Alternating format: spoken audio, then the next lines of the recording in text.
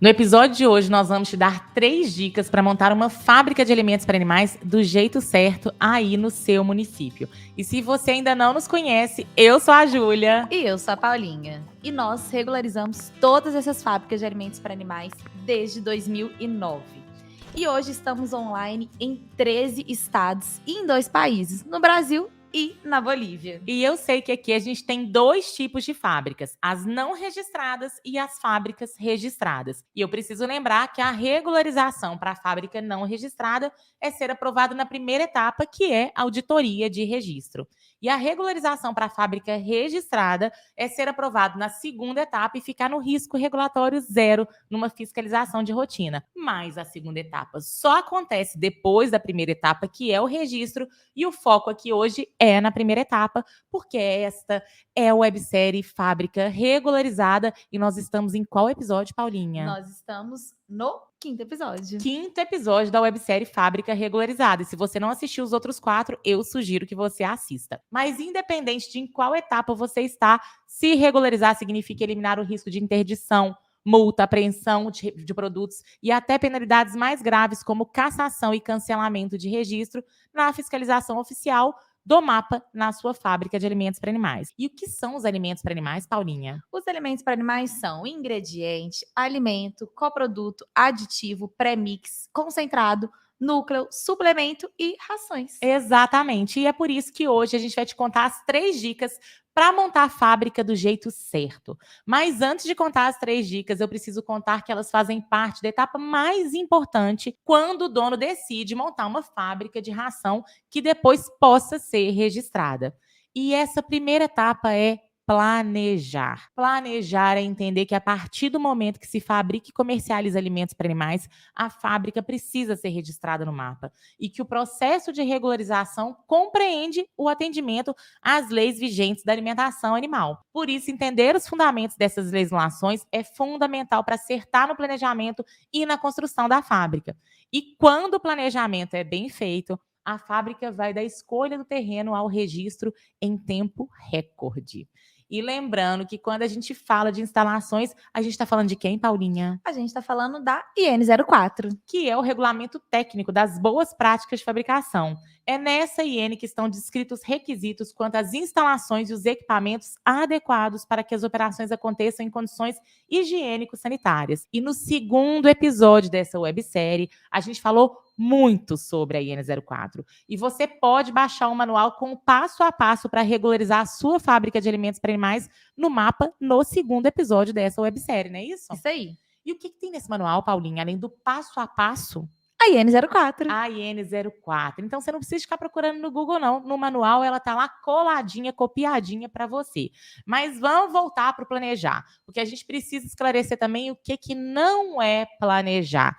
É construir a fábrica em qualquer lugar, qualquer terreno, sem considerar os aspectos importantes para o registro dessa empresa após pronta. É não conhecer os fundamentos da Instrução Normativa 04, que regulamenta onde e como as instalações devem ser. E por que a gente acredita que planejar é muito importante para construir a sua fábrica de ração e conseguir registrar essa fábrica no mapa? Porque nós fizemos dezenas de registros. E a gente tem um caso de muito planejamento prévio à construção e ao registro para contar aqui para você. Essa é a história de 3 sócios que se planejaram para montar a fábrica de rações deles desde o terreno. Um dos sócios tinha uma empresa de consultoria em fazendas e os outros 2 foram estagiários dele. Igual a Paulinha foi uma estagiária, né, Paulinha? É. A sociedade iniciou em 2010. Eles atuavam só com consultoria em fazendas e começaram a trabalhar com representação de uma empresa de nutrição. E ainda na representação comercial, entre 2012 e 2013,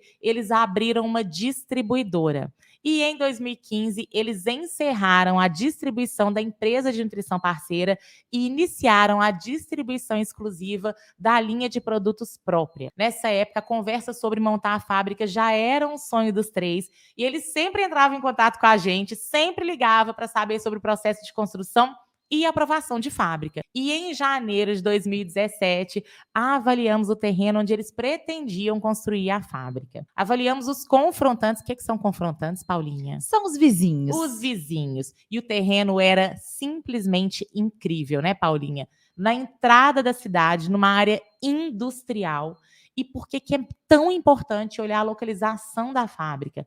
Porque tem um item que trata só disso na IN 04. Lê pra gente, Paulinha. Os estabelecimentos devem estar situados em zonas isentas de odores indesejáveis e contaminantes, fora da área de riscos de inundações e alojamento de pragas, longe de outras atividades industriais que possam prejudicar a qualidade dos alimentos para animais, a não ser que haja medidas de controle e segurança que evitem os riscos de contaminação. Além disso, você vai precisar também de documentos expedidos por outros órgãos competentes para entregar o mapa, como o alvará de localização em funcionamento que é emitido pela prefeitura. Por isso é super importante ter certeza de que a área permite a localização e o funcionamento de uma indústria. E essa informação, aonde que consegue? Na prefeitura do município. Exato. Por isso, esses dois requisitos foram observados nessa fábrica antes dela existir. Nós avaliamos o projeto, orientamos na adequação do layout, acompanhamos toda a construção. E na primeira auditoria do mapa, eles foram registrados. Isso aconteceu em 4 de maio de 2018. E olha o que os donos da Pecos disseram. No final de 2016 ou início de 2017 foi quando resolvemos definitivamente que íamos montar a fábrica. E a partir daí a parceria com a Viale se concretizou. Desde o projeto da fábrica até toda a documentação para o mapa, fomos auxiliados por vocês. Em abril de 2018 recebemos a visita do pessoal do mapa e tivemos a feliz notícia que fomos aprovados na primeira visita deles. Francisco, o trabalho de vocês foi fundamental no processo de liberação de nossa empresa perante ao mapa. Não tínhamos a menor experiência no ramo de fabricação e por isso o auxílio de vocês foi muito importante e continua sendo muito importante na implantação do BPF. Contamos com vocês, Alexandre. Como é bom participar do sonho dos outros, né, Paulinha? Muito. E hoje a fábrica tá assim, uma fábrica que a gente não cansa de olhar, a gente não cansa de elogiar, porque ela foi toda pensada, toda planejada, desde o início, desde quando eles ainda eram distribuidores. E o mais legal é que eles fizeram um projeto do zero e eles posicionaram a fábrica no terreno já pensando no crescimento dela.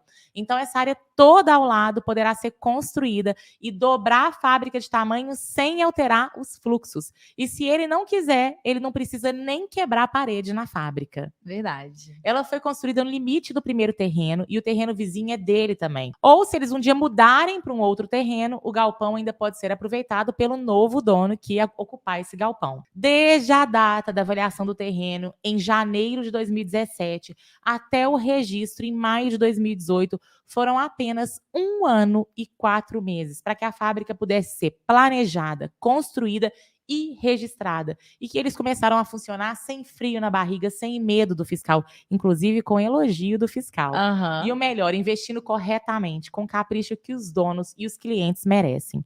E eu quis trazer essa história para a aula de hoje, porque assim como os meninos, você também pode estar na etapa de planejamento para construir a sua fábrica em algum terreno ou olhando um terreno para construir uma fábrica do zero. Por isso, as 3 dicas para quem está nessa fase são: primeira, observe bem se o local atende ao item de localização da IN 04 que eu mencionei aqui. Veja se os seus vizinhos, né, Paulinha, se os confrontantes aí chamados pelo mapa, se é uma área com histórico de inundação, se tem alguma atividade que pode contaminar ou atrair pragas para o seu galpão e que você não consegue evitar. A segunda dica é: cheque se a área permite o funcionamento de uma indústria. É muito importante checar na prefeitura se a área escolhida é permitido o funcionamento de fábrica de alimentos para animais. Como no mapa, primeiro você constrói e depois você registra, checar se o terreno escolhido pode ser usado para esse fim vai evitar a dor de cabeça de, após pronta, não conseguir documentos importantes de outros órgãos competentes e que precisam ser entregues no mapa para registro. E a terceira dica é: avalie se o projeto permite uma futura expansão. O agro é abençoado, né, Paulinha? Demais. Ou área abençoada. E todos os nossos clientes que se registraram só cresceram. Por isso é importante verificar se o seu projeto já está prevendo a expansão com o crescimento da empresa. O Alexandre ainda está na fase do projeto da fábrica da fazenda dele e planejamento é a etapa que ele leva mais a sério. Apesar do projeto da fábrica ser para consumo próprio inicialmente, para atender o confinamento dele, ele já quer fazer dentro dos requisitos de BPF, porque se no futuro ele resolver também comercializar a ração, a fábrica vai conseguir o registro sem precisar de modificação. E numa das consultorias, ele mostrou como adequou o projeto completo e aproveitou para tirar as dúvidas que ele tinha sobre as túlias de alvenaria. Dá uma olhada. Oi, tudo bom? Tudo bom, Alexandre? Fala, Alexandre, um prazer. Eu tô fazendo uma fábrica de ração, mas é porque a gente tá fazendo um confinamento no Maranhão, então a fábrica é para uso próprio. Mas eu já queria fazer com uma planta que no futuro, se eu quisesse legalizar, fosse possível. Legal. Aí eu tenho até aqui a planta que o nosso veterinário tinha passado primeiro e tem as adaptações que eu fiz assistindo as aulas de vocês. Aí eu queria Que mostrar isso e ver joia! o que vocês acham. Isso, essa era a planta inicial. Tá. Aí eu assisti as aulas de vocês e fiz assim, que é as caixas de grãos, lugar de embalagem, lugar aditivo, insumo, produção, produto e o milho moído, sorgo moído e outros aqui do lado também. Aí as primeiras dúvidas. Uma é se pode caixa de grão ou se tem que ser silo metálico para armazenar o grão. Pode sim, viu, Alexandre? Essas caixas aí, cada lugar chama de um jeito. Tem lugar que chama de piscina, a gente chama de tulha. Elas podem sim, tá? Eu quero te pedir para você, eu não sei se você chegou. Você chegou a fazer o tour virtual na fábrica da Viale? Eu fiz todas as aulas que tinham lá já. Você vai observar exatamente a aula que a gente fala de tulha. Se a Paulinha puder pegar aqui para compartilhar, é exatamente a mesma coisa a caixa, tá? E aí, o que eu quero que você preste muita atenção, tá, Alexandre? Acabamento interno dessas caixas.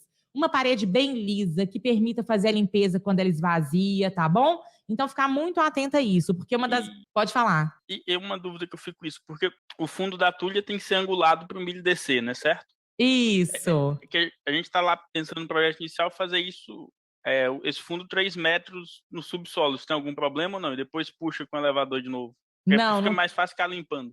Isso, não tem problema nenhum. Ele geralmente, no fundo, ele é um funil mesmo, né? Isso. E aí ele ele passa por um elevador para ele ir para a fábrica, né? Ou para onde ele for. Então, assim, vocês ficarem muito atentos ao acabamento também desse funil, que é super importante, tá? Então, pegar um pedreiro aí, um mestre de obras bem caprichoso, para que na hora que você consiga limpar, você realmente consiga ter acesso, limpar essa área, tá bom? Para poder tirar todos os resíduos. A gente vai te tirar seu compartilhamento só para você ver aqui, ó. Tem que ter escada e um buraco para ver por dentro, né? Isso, você vai ver na aula de equipamentos, a gente vai mostrar. A próxima aula do mês que vem, a gente vai mostrar para vocês equipamentos e a gente vai mostrar acesso às tulhas.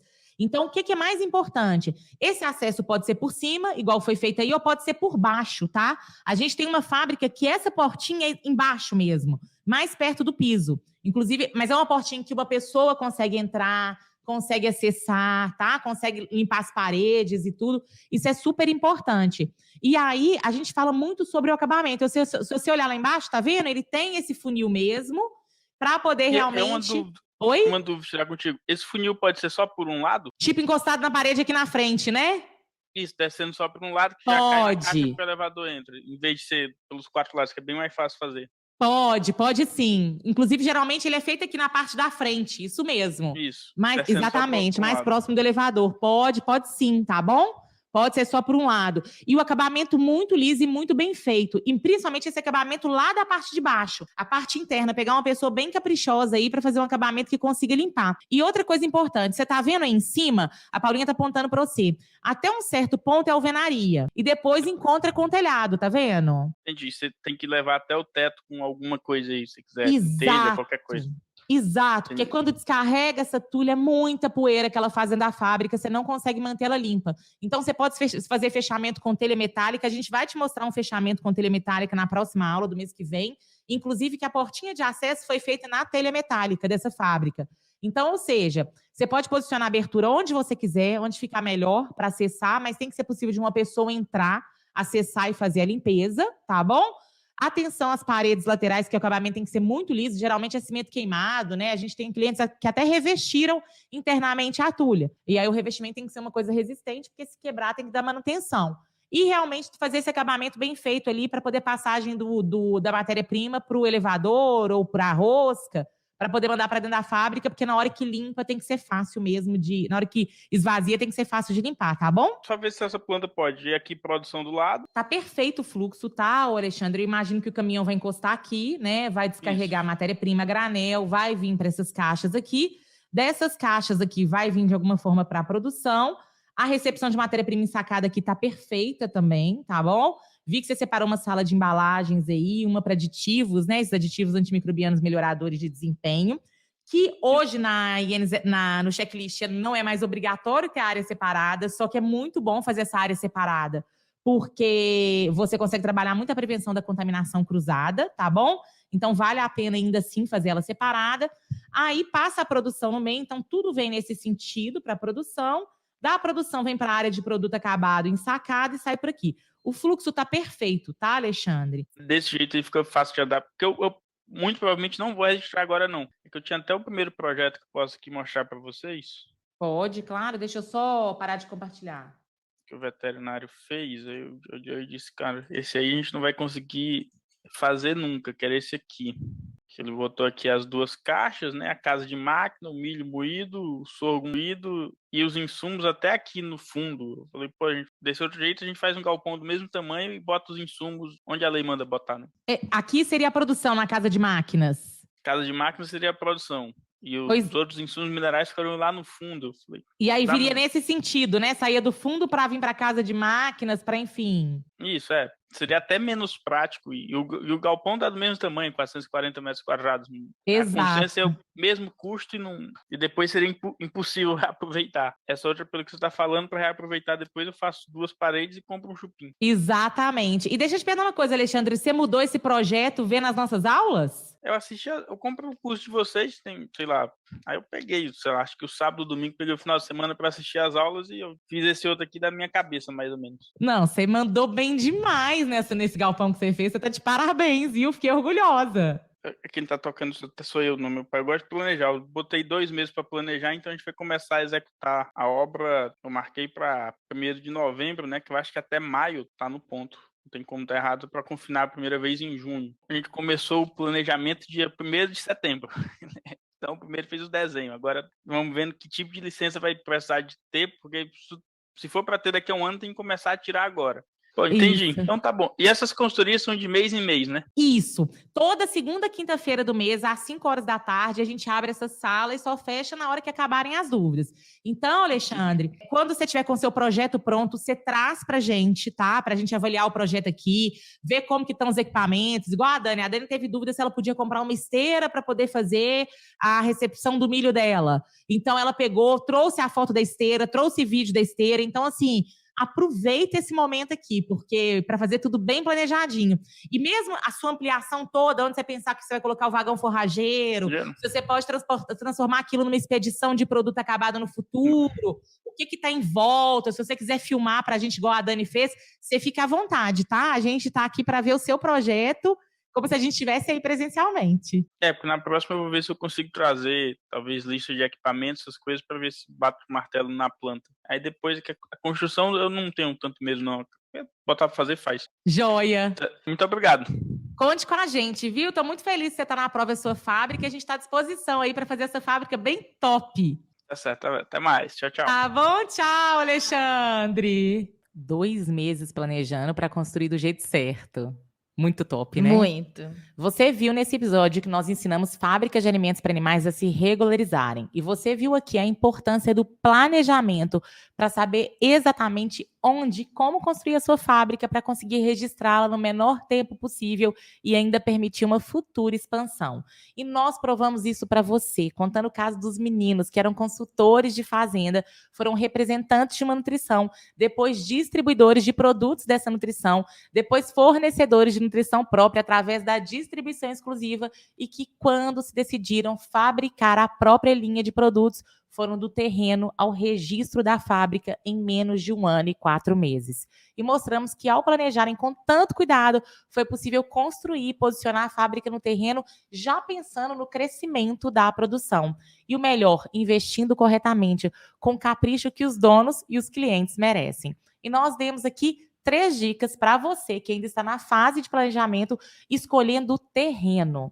E mostramos o Alexandre, que aposta no planejamento para construir a fábrica do jeito certo desde o projeto. E nós agradecemos a sua presença e nos despedimos de você, mostrando a fábrica da nossa querida Dani, nossa cliente online, que está construindo a fábrica dela de ingredientes com o nosso acompanhamento desde a escolha do terreno, e você vai poder observar a evolução da obra dela em somente 4 meses. E no próximo episódio você vai ver o caso de uma fábrica que era chamada de paiou pelos donos e conseguiu se adequar e registrar em apenas 4 meses. Um grande beijo e fica com a Dani, que está matando a gente de alegria com a construção da fábrica dela nas consultorias. Até lá. Tchau. Tudo bem, gente? A gente está fazendo essa mudança para fazer processamento de milho e fubá inicialmente, entendeu? Aí a gente já trouxe os silos, eu não sei se tá dando para ver. Estamos vendo, tá perfeito. Pode continuar. Queria mostrar para vocês a evolução que a gente teve aqui. Eu já coloquei os silos no lugar. Aqui, ó, a gente já colocou os 2 silos no lugar. Eu queria mostrar a obra para vocês. Aqui, ó. Já tem máquina. O silo já tá no lugar.